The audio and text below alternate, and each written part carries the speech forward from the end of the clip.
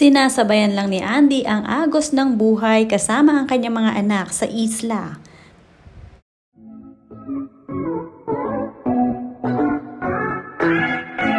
Andy Eigenman and family bumalik na sa isla ng Siargao.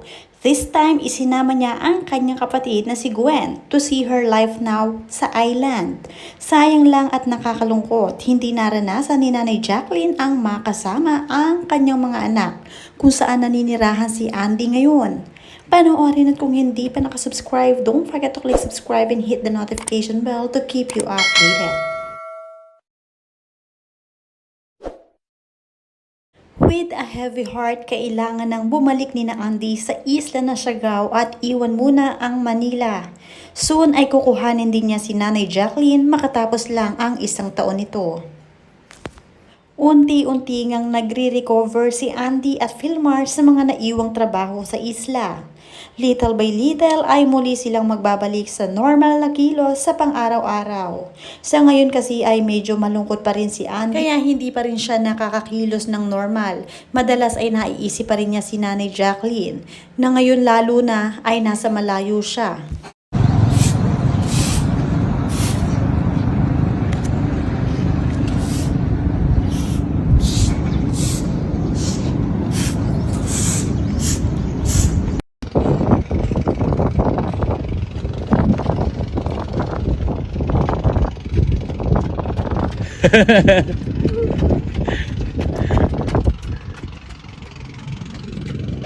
Masaya si Andy na nadala na niya si Gwen sa Siargao.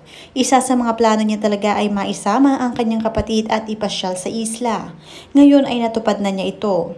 Sayang lamang at wala dito si Nanay Jacqueline kung saan isa nga sa mga plano ay dalhin niya ang kanyang pamilya. Nang makabalik nga sina Andy at Philmar sa isla ay agad nilang binisita ang kanilang mga business. Muli ay tumao si Andy sa kanyang shop kung saan nag-check na rin ng mga items at nag-inventory dahil sa matagal din silang nawala dito. Ganon pa rin, nariyan si Papa Philmar para kay Andy at siya mismo ang nagiging haligi talaga ni Andy at sandalan.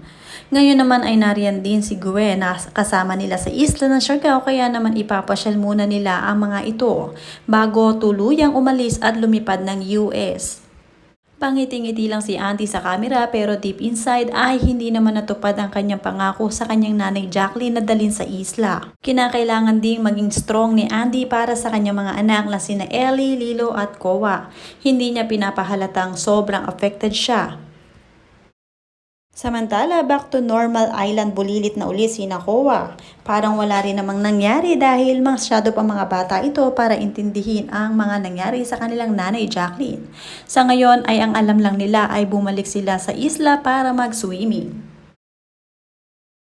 Bibong-bibo talaga itong si Kowa, manang-mana ang kanyang kapilyuhan sa kanyang Papa Philmar. Kaya naman sinasabayan lamang ito ni Andy at ipinapakitang masaya siya para sumaya rin itong si Kowa at hindi malungkot habang nasa tabing dagat sila at nagbabanding. Samantala hanggang ngayon ay marami pa rin ang nagpapahatid ng simpatsya kay Andy at sa kanyang pamilya. Lalong-lalo na ang kanyang Kuya Gabi na siguradong mamimiss siya dahil lagi silang magkasama sa Manila na ngayon ay magkalayo na muli sila. Sabi dito ni Kuya Gabi, "Love you Andeng." Marami nga ang nagkomento rito. "A loving brother." Nakakamangha ang pagmamahalan nyo bilang magkakapatid. God bless your whole family. Wala naman kay Joanna Castillo, a very loving brother. Andy is blessed to have kuya like you, Gabi. Wala nang masasakit at hihirap pa na naranasan ko ang nawala ng nanay. Kahit gaano pa katagal na nangyari, parang kahapon lang ang sakit. Ang sakit pa rin. Di na makaka-move on sa sakit na to pero tuloy pa rin ang buhay kahit malaking parte ng pagkatao ko ang nawala. Kaya laban lang Andy at sa inyong pamilya. Deepest sympathy to you, Miss Andy. I can totally relate. I lost my dad last year. Up to now, the pain is always here, always there. Palagi kong naaalala ang happy memories, nakakaiyak pa rin. So ngayon ay focus muna si Andy sa kanyang little family kasama ni Philmar. Si Philmar napaka-responsableng tatay para sa kanyang mga anak. Kaya naman lalo itong minahal ni Andy. Na-excite nga din si Filmar nang umuwi na sila sa isla ng Siargao at marami ring naghihintay sa kanyang mga kaibigan. Kaya naman pag-uwi nila ay agad niyang in-entertain ang mga ito at dinala pa sa Katangnan Bridge para magkaroon sila ng bonding. Sobrang namiss ni Andy ang islang ito, sobrang payapa at malayo sa anumang gulo.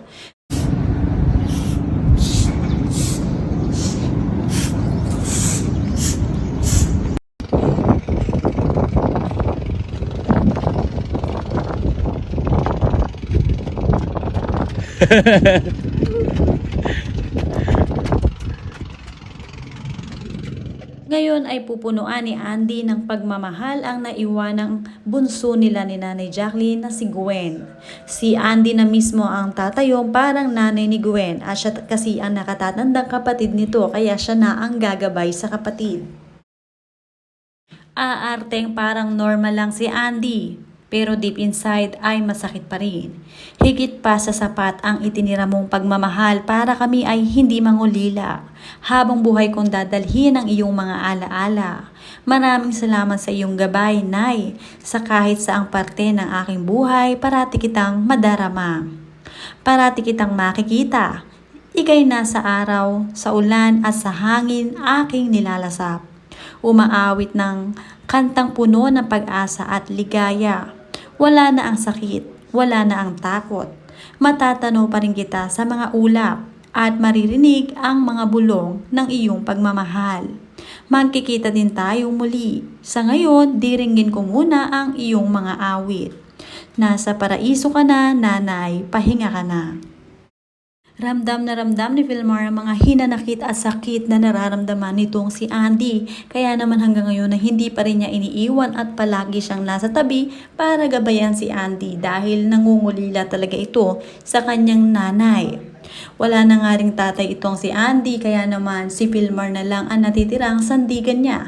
At syempre ang nagpapalakas ng loob ni Andy ay ang kanyang tatlong anak na sina Ellie, Lilo at Kowa. Dahil dyan si Andy ay magmo-move on. Sila ang natitira kong pamilya, ang mga mahal ko, my brother,